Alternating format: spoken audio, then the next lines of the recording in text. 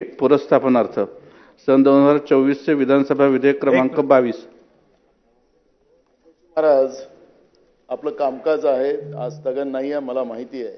नियमाप्रमाणे आपण बिलकुल आपली पत्रिका तशीच आहे, पण राज्यामध्ये ज्या परभणी आणि बीडमध्ये झालेल्या घटना या खऱ्या अर्थानं सरकार आल्यानंतर घडलेल्या घटना आहेत अध्यक्ष महाराज। आणि काल परभणीमधला एक त्याच्यामध्ये आंबेडकरी विचाराची चळवळ लढणारा एक कार्यकर्ता त्या ठिकाणी मृत्युमुखी पडला अध्यक्ष महाराज। या संदर्भातल्या सगळे प्रस्ताव जे आहेत ते माझ्याकडे आल्या, सूचना आल्या, त्या संदर्भातला निर्णय मी देईन। आपण स्वतः माजी विधानसभा अध्यक्ष राहिलेला आहात, आपल्याला नियमाची संपूर्ण जाणीव आहे। आपण स्वतः आत्ता म्हणाला आहात की हे आज शोक प्रस्ताव असताना घेता येणार नाही, त्यामुळे मला वाटतं ह्या विषयाचा मी निर्णय दिल्यानंतर आपण बोलू। बसा दाना बसा। नाही पण तुम्हाला अध्यक्ष महाराज, मी तुम्हाला मदतच केली अध्यक्ष महाराज, मला माहिती आहे। पण घटना अध्यक्ष महाराज, सरकार अस्तित्वात आल्यानंतरच्या घटना अध्यक्ष महाराज आणि आंबेडकरी जनतेमध्ये आणि बीडमध्ये झालेल्या घटनेचं अध्यक्ष महाराज पूर्ण राज्यामध्ये हाहाकार माजलेला आहे अध्यक्ष महाराज। आपण कस्टोडियन आहात आमचे अध्यक्ष महाराज, आणि आपल्या माध्यमातून आम्हाला न्याय मिळेल अध्यक्ष महाराज, राज्याच्या जनतेला न्याय मिळेल।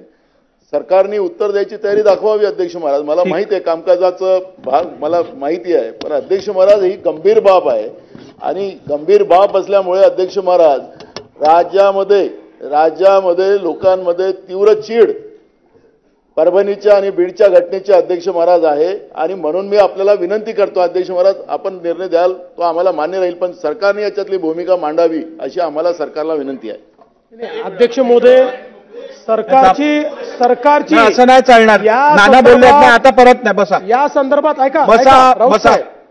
या संदर्भात ऐकून घ्या। या संदर्भात सविस्तर चर्चा करण्याची सरकारची तयारी आहे। त्यामुळे मला असं वाटतं अध्यक्षांनी जो दिवस नेमून देतील उद्याचा, आज आपला शोक प्रस्ताव असल्यामुळे आपल्या काही प्रथा परंपरा आहेत, मात्र अध्यक्षांनी उद्याचा दिवस नेमून दिला तरी आम्हाला हरकत नाही। या संदर्भात पूर्ण सविस्तर चर्चा आपण करू।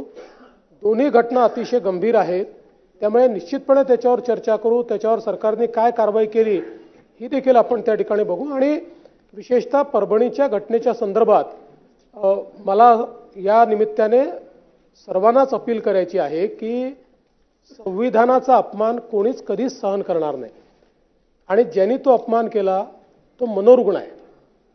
मनोरुग्णांनी अशा प्रकारचा अपमान केल्यावरही कारवाई झालेली आहे। तथापि तिथे एक संतापाची लाट आली, त्याच्यामध्ये काही गोष्टी झाल्या।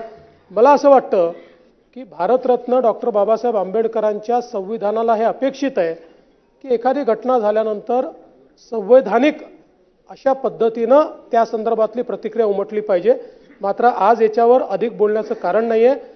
निश्चितपणे अध्यक्ष महोदय ज्यावेळी वेळ राखून देतील त्यावेळी याच्यावर सविस्तर चर्चा करून त्याच्यावर योग्य उपाययोजना आपण करू। आणि मला अपेक्षा आहे की विरोधी पक्ष देखील याचं राजकारण न करता या संदर्भात आपल्याला राज्यात कायदा सुव्यवस्था कशी ठेवता येईल आणि अशा प्रकारच्या घटना कशा घडणार नाही या संदर्भातल्या चांगल्या सूचना विरोधी पक्ष देखील करेल हा मला विश्वास आहे। आणि म्हणून आपण जेव्हा नेमून द्याल त्यावेळेस याची कारवाई करता येईल। आज अधिवेशनाचा पहिला दिवस असून आज शोक प्रस्ताव देखील आहेत। त्यापुढे या एक मिनिट मला निर्णय तर देऊ दे, त्यानंतर तुम्ही आज स्थगन प्रस्ताव घेण्यात येणार नाहीत। या संदर्भात ज्या सूचना